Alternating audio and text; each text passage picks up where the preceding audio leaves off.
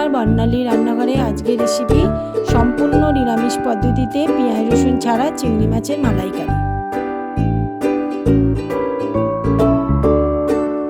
চিংড়ি মাছের মালাইকারির জন্য এখানে আমি কালো সর্ষে, সাদা সর্ষে আর পোস্ত নিয়েছি। আমি গ্রাইন্ডারে গুঁড়ো করে নিচ্ছি। মানে এখানে গুঁড়ো করা হয়ে গেছে। আমি নারকেল আর কাঁচা লঙ্কা দিয়ে দিচ্ছি।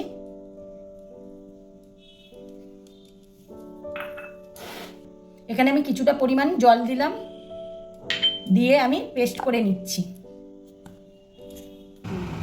কড়াটা গরম হয়ে গেছে, আমি এখানে সর্ষের তেল দিয়ে দিচ্ছি।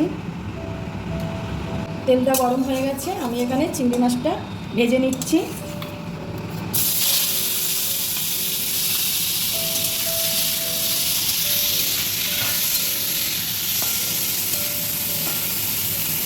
আমার চিংড়ি মাছ একদিক ভাজা হয়ে গেছে, আর এক পিঠ আমি ভেজে নিচ্ছি।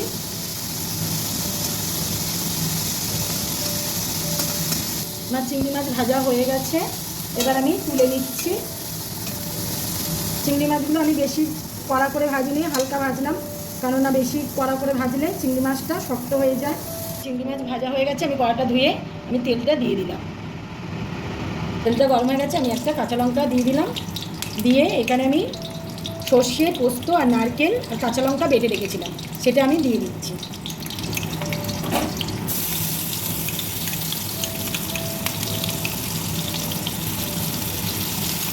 দিয়ে আমি ভালো করে কষে নেব। আমি এখানে নুন দিচ্ছি, তোমরা তোমাদের পরিমাণ মতো নুনটা দেবে। আর এখানে আমি একটু হলুদ দিচ্ছি, অল্প করেই দিচ্ছি, বেশি দিলাম না। দিয়ে আমি আর একটু কষে নেব। কষাটা আমার রেডি হয়ে গেছে, কিন্তু বেশি কষবে না, তাহলে স্বাদটা নষ্ট হয়ে যাবে। আমি এখানে চিংড়ি মাছ ভাজাটা দিয়ে দিলাম।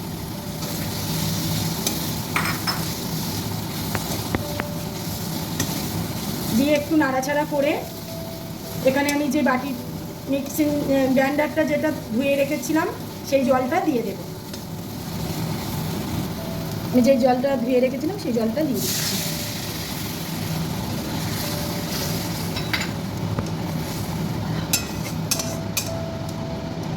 বেশি জল দেবে না, যদি তোমাদের মনে হয় এটা একটু গ্রেভি থাকবে অল্প, আমি এখানে অল্পই জল দিলাম।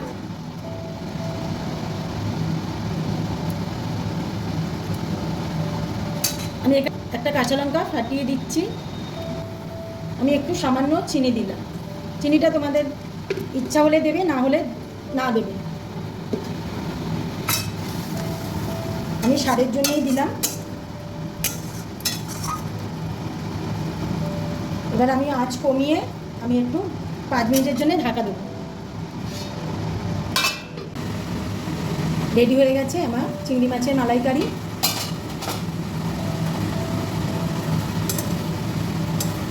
এবার আমি তুলে নিচ্ছি।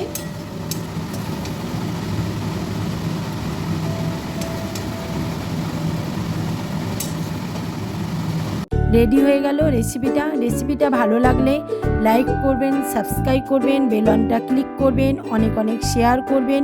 রেসিপিটা ভালো লাগলে অবশ্যই কমেন্ট করে জানাবেন। ভালো থাকুন, সুস্থ থাকুন, ধন্যবাদ।